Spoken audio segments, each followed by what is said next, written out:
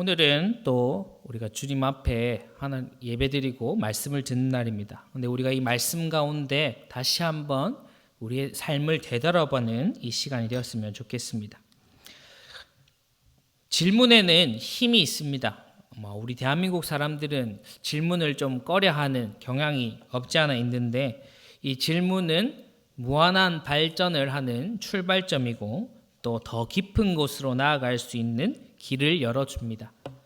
더 높은 차원의 꿈을 꾸게 만들고 또 스스로를 돌아보게 만듭니다. 또 질문은 우리의 삶을 변화시키기도 합니다. 그렇다면 우리 인생의 방향, 인생의 목적, 인생의 전부를 결정짓고 변화시킬 수 있는 아주 중요한 질문이 있다면 무엇이겠습니까? 혹시나 여러분들의 삶을 송두리째 바꾸어 놓았던 질문이 있다면 무엇입니까? 제 개인적인 경험 속에서 제 인생을 바꾸어 놓았던 질문은 바로 10년 전쯤 하나님께서 저에게 주셨던 질문이었습니다. 과연 예수를 믿는 내가 주님의 나라를 위해서 또 주님의 영광을 위해서 무엇을 할 수 있을까? 어떤 삶을 살아야 할까? 이 질문이 제 삶을 180도 바꾸어 놓았죠. 그때 너무 큰 은혜를 받아서 지금 여기 서 있습니다.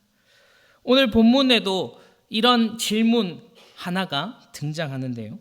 예수님의 이 질문이 우리에게 어떤 의미가 있고 또 우리의 삶에 어떤 변화를 가져다 주고 또 그 질문이 우리에게 주는 유익이 무엇인지 우리의 삶을 되돌아보고 함께 살펴보았으면 좋겠습니다.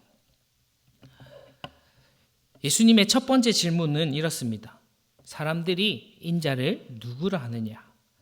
오늘 본문을 살펴보면 갈릴리 이 유대 지역에서 예수님이 열심히 복음을 전하시고 사역을 하시다가 가이사랴 빌립보라는 지역으로 이동하십니다. 이는 예수님을 반대하고 배척하는 사람들을 피하고 한적한 곳으로 이동하셔서 주님의 새로운 사역을 준비하시기 위함이었습니다.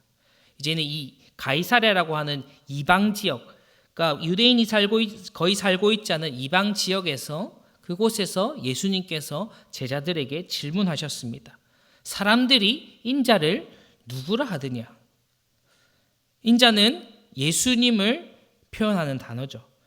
예수님을 완곡하게 표현할 때 하는 단어이면서 동시에 구약 성경에는 이 하나님 나라의 영원한 권세자, 영광을 받을 자, 그를 표현하는 단어가 인자입니다. 예수님께서는 이 중의적인 표현으로 사람들이 예수라고 하는 예수라고 하는 이 인자를, 사람의 아들을 누구라 말하느냐라고 질문하셨습니다. 제자들이 이 예수님의 질문에 대답합니다. 예수님, 사람들은 예수님을 세례 요한이라고도 말하고 엘리야라고도 말하고 예레미야라고도 말합니다. 이런 선지자들로 예수님을 생각하고 있습니다. 라고 대답합니다. 사람들은 예수님께서 행하신 가르침과 사역을 보고 그렇게 판단했을 것입니다. 예수님께서는 공생의 사역 중에 가르침 메시지가 세례요한과 무척 닮았습니다. 당연히 그럴 수밖에 없죠. 세례요한은 예수님에 앞서서 예수님을 예비한 사람이기 때문이죠. 또 하나님의 역사 가운데서 그 헤롯이 세례 요한을 죽이고 그리고 그 죽은 다음에 예수님께서 본격적으로 공생의 사역을 시작하셨기 때문에 사람들은 세례 요한이 다시 살아난 것 아니냐 착각할 정도로 이 세례 요한을 닮았다 생각했습니다. 또 다른 이들은 엘리야라 생각을 했죠. 당연히 엘리야는 구약 시대의 가장 유명하고 위대한 선지자 중 한 명 아니겠습니까? 또한 구약 성경 말씀에 엘리야를 보내겠다. 하나님께서 내가 너희에게 엘리야를 보내겠다 말씀하신 그 말씀을 토대로 사람들은 이 예수라는 사람이 엘리야가 다시 살아났구나. 하나님께서 새로운 엘리야를 보내신 것이구나 라고 생각했던 것이죠. 그리고 다음으로 예레미야라고 생각한 것은 항상 예수님의 사역을 지켜보면 그 유대 민족, 그 이스라엘을 향해서 항상 눈물로 기도하시고 애통해하시고 그들의 회복을 선포하시고 그들의 회개를 선포하셨기 때문에 사람들은 예레미야가 살아서 돌아왔구나, 예레미야의 영을 받은 그 사람이구나 라고 생각했던 것이지요. 하지만 이 세 사람은 예수님이 아니고 그리스도가 아닙니다. 예수님과 비슷하지만 그저 예수님의 그림자였고 예수님을 완전히 설명할 수 없는 한 선지자에 불과했습니다. 많은 사람들이 예수님을 분명 비범한 사람이라 여겼지만, 더러는 모세와 같은 위대한 선지자라 여겼지만, 그렇게 호의적으로 판단을 했지만 분명 예수님을 온전히 알지는 못했습니다. 예수님이란 존재는 알았지만, 예수님이라는 존재에 관심은 있었지만 예수님을 바르게 이해하거나 바르게 믿는 사람은 없었습니다. 무리들에게 예수님은 그냥 그저 세례요한 같은 사람이었고, 그저 엘리야 같은 사람이었고, 예레미야 같은 그 정도의 존재였을 뿐이었습니다. 제자들이 사람들의 평가를 이야기하자 뒤이어 예수님께서 다시 한번 질문하십니다. 그렇다면 너희는 나를 누구라 하느냐? 그동안 제자들의 삶을 살펴보면 이 질문에 바르게 대답할 수 있을까 하는 물음표가 던져지는 게 당연한 사실입니다. 왜냐하면 예수님께서 제자들을 항상 질책하시고 책망하시고 믿음 없음을 항상 말씀하셨기 때문에 당연히 이 제자들도 이 무리들과 이 사람들과 크게 다르지 않은 대답을 해야 정상인데, 갑작스럽게 한 사내가 나섭니다. 우리가 잘 알다시피 베드로죠. 예수님의 질문에 베드로가 자신 있게 나서서 대답합니다. 주는 그리스도시요 살아계신 하나님의 아들이십니다. 이는 단순한 평가가 아닙니다. 바로 예수님에 대한 예수님의 그 본질과 예수님의 진정한 정체에 대한 신앙 고백이지요. 이는 예수님께서 기대했던 대답이면서 만족스러운 대답이었습니다. 그 고백을 들으신 예수님께서는 처음으로 베드로를 칭찬하셨습니다. 바요나 시모나 내가 복이 있도다. 주는 그리스도시여 살아계신 하나님의 아들이라는 이 신앙 고백은 예수님의 정체, 예수님이 이 땅에 오신 이유, 예수님의 모든 사역의 목적, 예수님의 존재를 가장 잘 설명하는 것이며, 예수님을 믿는 제자들, 예수님을 믿는 자들이 가져야 할 가장 중요한 신앙 고백임을 보여주는 것이죠. 이 고백이 가지고 있는 참 의미를 알 때 이것이 참 신앙 고백이라 할 수 있을 것입니다.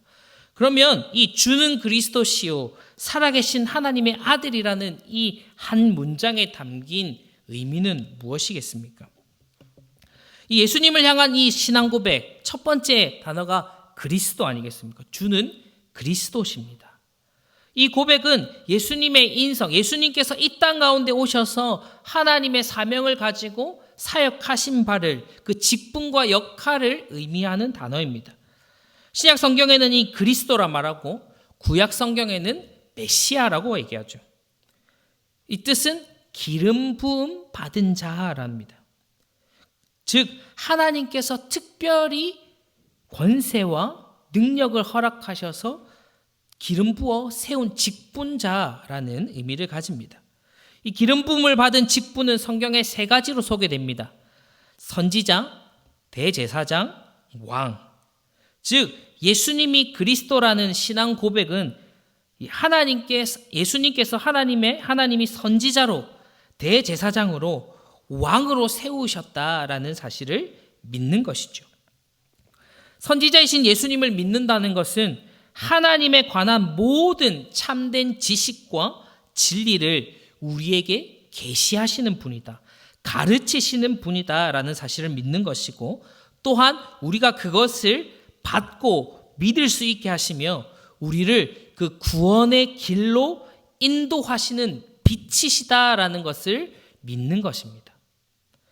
대제사장이신 예수님을 믿는 것은 예수님께서 자기 백성의 죄를 위해 십자가를 지심으로 자신은 흠 없는 어린 양, 그 희생의 제물이 되시고 그 백성들을 위해 계속해서 기도하시고 말씀하시며 하나님의 뜻을 전달하시는 그 대제사장의 직분을 감당하심을 믿는 것이죠. 마지막으로 왕이신 예수님을 믿는 것은 예수님이 모든 하나님의 백성들의 왕이 되시고 그 권세 앞에 모든 백성들을 복종시키시며 우리를 다스리시고 지키시며 모든 원수를 정복하심으로 온 땅의 왕으로 좌정하셔서 하나님의 정의와 공의를 나타내신다라는 것을 믿는 것입니다. 즉 주는 그리스도십니다라고 고백하는 것은 예수님은 하나님이 세우신 선지자이시며 대제사장이시며 왕이심을 믿는 것입니다. 이 세 직분이 각기 다 다른 역할을 하는 것처럼 보이지만 결국에는 하나님과 인간을 이어주는 중보자의 역할이라는 사실을 우리는 발견할 수 있습니다. 즉 하나님이 예수 그리스도가 그리스도라는 그 고백은 오직 그리스도만이 우리가 하나님으로 나아갈 수 있는 유일한 통로이자 중보자임을 믿는 것이고 고백하는 것이죠. 예수님으로 인해 이 세 가지 직분이 예수님으로 인해 온전케 되고 하나가 되어 우리를 하나님께로 인도하는 것입니다. 예수님이 그리스도이십니다 하는 그 고백은 예수님께서 나의 선지자, 나의 대제사장, 나의 왕, 나의 유일한 중보자이심을 고백하는 것입니다. 베드로는 이어 예수님이 살아계신 하나님의 아들이라 고백합니다. 이 표현은 조금은 유대인의 입장에서 이해할 필요가 있는 표현입니다. 우리가 그냥 단순히 예수님께서 하나님의 아들이시구나, 삼위일체 하나님을 얘기하는 성부, 성자, 성령 하나님의 성부와 성자를 나누는 그런 기준이구나 하고 표면적으로 이해할 수 있겠지만 이 유대 사회에서 아버지와 아들과의 관계를 이해해야지 이 말뜻을 정확하게 이해할 수 있습니다. 유대 사회에서는 아버지는 곧 아들입니다. 또 아들은 곧 아버지입니다. 그냥 표현이 내 아들이다라는 것은 곧 나다라는 뜻과 같은 것이죠. 즉 이분이 하나님의 아들이시다라는 것은 당연히 이분은 하나님이시다라는 고백과 동일한 것입니다. 즉 이분이 하나님의 놀라운 권세도 가지신 분이고 하나님의 영광 그 자체임을 고백하는 것이 주님은 하나님의 아들이십니다라는 고백입니다. 그리고 이 살아계시다라는 표현은 다른 신들과는 다르다. 다른 신들과는 다른 진정한 하나님이심을 강조한 고백입니다. 즉 주는 그리스도시요 살아계신 하나님의 아들이십니다라는 오직 예수님만이 하나님 그 자체이시며 오직 예수님만이 우리를 하나님으로 이끌어 가시는 유일한 중보자이십니다. 우리의 유일한 구원의 길이십니다. 라고 고백하는 것이지요. 정리하면 오늘 본문에서 예수님께서 제자들에게 너희는 나를 누구라 하느냐고 질문하신 것은 너희는 나를 어떤 존재로 이해하고 받아들이고 믿고 있느냐, 너희가 진짜 신앙하는 바가 너희의 믿음이 무엇이냐 하고 그들의 믿음에 대해 질문하신 것이죠. 이 물음에 베드로가 주는 그리스도시요 살아계신 하나님의 아들이라 대답한 것은 진정한 신앙 고백을 주님께 드린 것입니다. 이 엄청난 신앙 고백은 단순한 질문 앞에 단순한 신앙 고백으로 끝나는 것이 아닙니다. 이 베드로의 신앙 고백과 예수님의 이 대화 속에는 그 신앙 고백의 두 가지 특징이 등장하는데요. 그 두 가지 특징 중에 첫 번째가 바로 신앙 고백은 은혜라는 사실입니다. 우리가 참된 신앙 고백, 이 바른 신앙 고백을 할 수 있는 이유가 바로 하나님의 은혜가 있기 때문입니다. 본문 17절에 이렇게 나와 있습니다. 시몬 베드로가 시몬이 예수님께 이 주는 그리스도시요 살아계신 하나님의 아들이시니다 고백할 수 있었던 이유가 예수님께서 이렇게 말씀하시죠. 혈육이 아니라 하늘에 계신 내 아버지로 인해서 네가 그것을 고백할 수 있었다. 베드로가 예수님을 그리스도를 고백할 수 있었던 것은 누군가의 가르침이나 사람의 어떠함이나 지혜나 지식으로 이루어진 것이 아니라 하나님께서 그에게 나타나심으로, 하나님께서 그를 깨닫게 하심으로, 하나님께서 그에게 계시하심으로 깨닫게 하시고 그 깨달음으로 말미암아 고백하게 하셨다고 예수님께서 말씀하셨습니다. 이처럼 신앙을 고백한다는 것은, 우리에게 믿음이 주어진다는 것은 은혜, 하나님의 은혜라는 사실을 예수님께서 우리에게 알려주셨습니다. 참 바른 신앙 고백은 하나님의 은혜 없이는 할 수 없는 것이죠. 내가 예수님을 고백하고 있다면, 내가 예수님을 참 하나님, 참 그리스도로 고백하고 있다면 이미 우리는 하나님의 은혜를 받은 자인 줄 믿습니다. 그래서 그 믿음으로 말미암아 우리가 신앙생활을 이어갈 수 있는 것이죠. 주를 그리스도로 하나님의 아들로 시인하는 그 고백, 그것은 인간의 힘이 아니라 하나님의 은혜로만 되는 일입니다. 그것을 이 본문이 앞에서 보여주는데요. 앞에서 보면 무리들이 어떻게 생각하는, 사람들이 어떻게 생각하는지 예수님이 질문하지 않습니까? 이게 예수님께서 이 제자들의 고백과 이 사람들의 고백을 대조하기 위해 말씀하신 겁니다. 즉, 사람들은 예수님의 사역을 보았습니다. 제자들도 예수님의 사역을 보았습니다. 사람들도 예수님의 가르침을 들었습니다. 제자들도 예수님의 가르침을 들었습니다. 예수님의 놀라운 표적과 이적들 똑같이 보았습니다. 그리고 예수님의 수많은 이적들을 직접 체험한 사람들도 있었습니다. 오병이어와 같은 그런 기적들 말이죠. 분명히 보았고, 분명히 들었고, 분명히 배웠지만 그들은 예수님을 구원자로, 그리스도로, 하나님의 아들로 받아들이지 못했습니다. 그러나 같이 본, 같이 들은, 같이 배운 제자들은 예수님을 그리스도로, 살아계신 하나님의 아들로 고백할 수 있었습니다. 바로 하나님의 은혜로 말이죠. 누군가가 이렇게 질문했습니다. 당신은 교회를 왜 다니십니까? 누군가는 이렇게 또 대답하겠죠.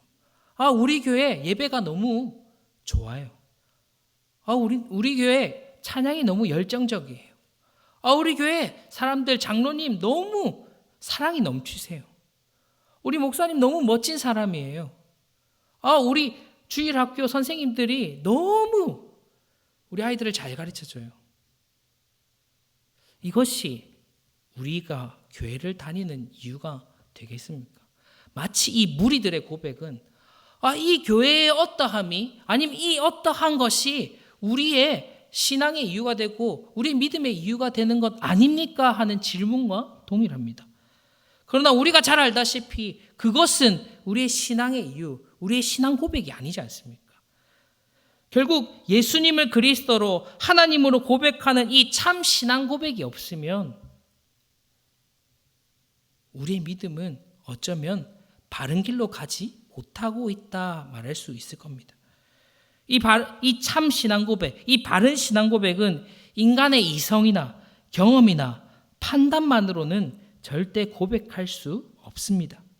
오직 하나님의 은혜, 성령님께서 우리 사람들의 마음에 믿음을 불러일으키실 때야말로 진정으로 예수님이 나의 그리스도이시다, 하나님의 아들이시다 고백할 수 있는 것이죠. 하나님의 은혜 없이는 절대 예수님을 그리스도라, 나의 하나님이라 고백할 수 없습니다. 이 신앙 고백의 두 번째 특징은 바로 정체성이라는 사실입니다. 신앙 고백은 우리의 정체성과 맞닿아 있습니다. 참 신앙 고백은 곧 우리를 바른 정체성으로 인도합니다. 그 신앙 고백이 우리의 정체성을 만들어내는 것이죠. 본문 18절에는 이렇게 기록하고 있습니다. 이 반석 위에 내 교회를 세우리니. 베드로가 주는 그리스도시여 하나님의 아들이시나 고백하고 나니까 베드로를 칭찬하시면서 이 반석 위에 내 교회를 세우겠다라고 말씀하십니다. 이 반석은 곧 이 교회의 기초를 의미하고 예수님을 주로 그리스도로 하나님으로 고백하는 이 신앙 고백, 또 예수님이라는 이 예수님 존재 자체가 그 반석이 되셔서 그 반석 위에 교회를 세우겠다 말씀하셨습니다. 여기서 말하는 교회는 우리가 여기 앉아 있는 눈에 보이는 교회당을 의미하는 것이 아니라 하나님께서 특별히 부르신 새로운 백성, 하나님께서 특별히 부르시고 세우신 새로운 하나님의 백성들을 의미하는 단어가 이 에클레시아, 교회인 것이죠. 특별한 이유로 모인 사람들, 예수님이 불러낸 신자들, 새로운 하나님의 백성, 새로운 하나님의 무리, 새로운 종말을 향한 천국 공동체, 그 공동체를 예수님께서 이 반석 위에, 신앙 고백 위에 세우겠다 말씀하셨습니다. 즉 우리가 참 신앙 고백, 바른 신앙 고백을 할 때 우리는 교회다워지고 교회로 세워지게 되는 것입니다. 즉 바른 신앙 고백 위에 내가 하나님의 백성으로 거듭나게 되는 것이죠. 예수님께서는 예수를 주로 그리스도로 하나님이라 신앙 고백하는 자들에게 교회라는 정체성, 하나님의 백성이라는 정체성을 부여하신 것입니다. 믿음을 가진 자들을 부르셔서 이 땅에 교회로 세우시고 교회로 살아가게 하실 것이라 말씀하신 것이죠. 우리 입술의 말과 고백은 단순한 말 한마디가 아닙니다. 우리의 말과 행동은 단순한 이야기에서 끝나지 않죠. 특별히 상대방의 관계 속에서 우리의 말과 호칭은 상대를 어떻게 대하고 어떻게 생각하고 상대하느냐까지 자연스럽게 이어집니다. 이것이 서로의 정체성을 결정하는 이유가 되고 계기가 되죠. 저는 두 아들, 유찬이, 유건이가 있는데 그 아들은 저희 부부를 엄마와 아빠로 부릅니다. 저희 아들은 아무에게나 엄마라고 아빠라고 부르지 않습니다. 두 아들은 저희 부부를 엄마 아빠로 동시에 부르는 동시에 부모와 자식이라는 정체성을 가지게 되죠. 부르지 않는다 해서 이 정체성이 생기지 않는 것은 아니지만 그로 인해서 서로가 이 정체성을 확인하고 부모는 부모답게 자식은 자식답게 살아갈 수 있게 되는 것이죠. 저는 목사입니다. 그러나 저를 목사라고 부르지 않는 사람에게 제가 목사인 것이 무슨 의미가 있겠습니까? 아니 목사라 부른다 해도 저를 목사로 인정하지 않거나 목사가 어떤 사람인지 모르는 사람들에게는 제가 목사인 게 아무 의미가 없을 겁니다. 예수님에 대한 신앙 고백도 마찬가지 아니겠습니까? 우리가 예수님을 누구로 인식하고 어떠한 존재로 믿고 고백하느냐에 따라 우리는 무리가 될 수가 있고 교회가 될 수도 있습니다. 결국 우리의 신앙 고백이 우리 정체성과 맞닿아 있고 우리의 삶과 맞닿아 있음을 보여주는 것이죠. 우리가 예수님을 주님은 그리스도시요 살아계신 하나님의 아들이라 진실로 고백한다면 우리는 곧 주님의 교회로 부름받은 것이고 하나님의 백성으로 부름받은 것입니다. 우리가 주님을 그리스도로 고백한다는 것은 이미 하나님께서 은혜로 우리를 주님의 백성 삼으시고 그분의 교회로 불러주셨다는 증거인 것이죠. 신앙 고백은 우리의 정체성이며 이 정체성은 곧 우리의 삶을 결정하게 됩니다. 만약 우리가 예수님을 구주로 고백하고 그리스도로 고백한다면 하나님이라 고백한다면 우리를 교회로 부르신 주님의 뜻대로 교회다움, 교회답게 하나님의 백성답게 믿음의 공동체답게 살아가게 될 것입니다. 예수님을 그리스도로 신앙 고백하는 성도는 예수님을 믿기 때문에 하나님을 예배합니다. 예수님을 믿기 때문에 말씀을 가까이 합니다. 예수님을 믿기 때문에 기도합니다. 예수님을 믿기 때문에 이 교회당에 와서 성도들과 교제합니다. 예수님을 믿기 때문에 세상 속에서 거룩한 삶, 복음을 전하며 살아갑니다. 이 바른 신앙 고백을 가진 신자라면 그 고백으로 말미암아 교회라는 정체성을 가지고 신자라는 정체성을 가지고 교회다운 삶, 신자다운 삶을 살아가게 되는 것입니다. 사랑하는 기쁜 가족 여러분, 제자들에게 질문하신 예수님께서 지금 여기 모인 우리에게도 질문하십니다. 너는 나를 누구라 하느냐? 너는 나를 누구라 하느냐? 이 시간 주께서 우리 심령 가운데 질문하십니다. 우리 또 스스로 우리에게 한번 질문해 보시기 바랍니다. 나는 예수님을 어떤 존재로 생각하고 믿고 있는가? 과연 우리 안에 베드로와 같은 그 믿음의 고백, 신앙 고백이 있으십니까? 그냥 이 교회 나온 것이 습관이 되어 예수님의 존재는 잊어버린 채 그저 하루하루를 살아가고 계시지는 않으십니까? 우리 안에 신앙에 대한 오해나 잘못된 지식을 경계해야 합니다. 예배를 드린다고 해서 다 예수님 믿는 거 아니지 않습니까? 말씀 읽고 기도한다 해서 다 예수님 잘 믿는 것 아니지 않습니까? 교회에 와서 교인들이랑 이야기하고 서로 소식 주고받고 안부 묻고 모임한다고 해서 진짜 예수님 믿는 것은 아니지 않습니까? 어떤 모습이든지 행동하고 흉내낼 수 있습니다. 자신도 모르게 그것이 내 삶으로 변화될 수 있습니다. 하지만 그 안에 참 신앙 고백이 없다면 다 뜬구름 잡는 일 아니겠습니까? 오늘 이 시간 주님께서 우리 심령 가운데 너는 나를 누구라 하느냐라고 물으실 때 주는 그리스도시요 살아계신 하나님의 아들이십니다. 오직 예수님만이 나의 구원자이시며 오직 예수님만이 나의 주인이시고 나의 왕이시며 오직 예수님만 나는 믿습니다 하는 이런 고백이 우리의 심령 깊은 곳에서 터져나오는 은혜가 있기를 간절히 소원합니다. 이 고백이 우리 모두의 신앙 고백이 되었으면 좋겠습니다. 제가 항상 우리 다음 세대들과 이야기할 때 그런 얘기를 많이 합니다. 너네는 시간이 아깝지 않니? 그냥 교회에 오는 게 조금 시간이 아깝지 않니? 그런 얘기를 많이 합니다. 왜냐하면 딱 봐도 별로 예수님한테 관심 없는 친구들이 많아요. 그냥 부모님 때문에 교회에 오는 친구들이 많아요.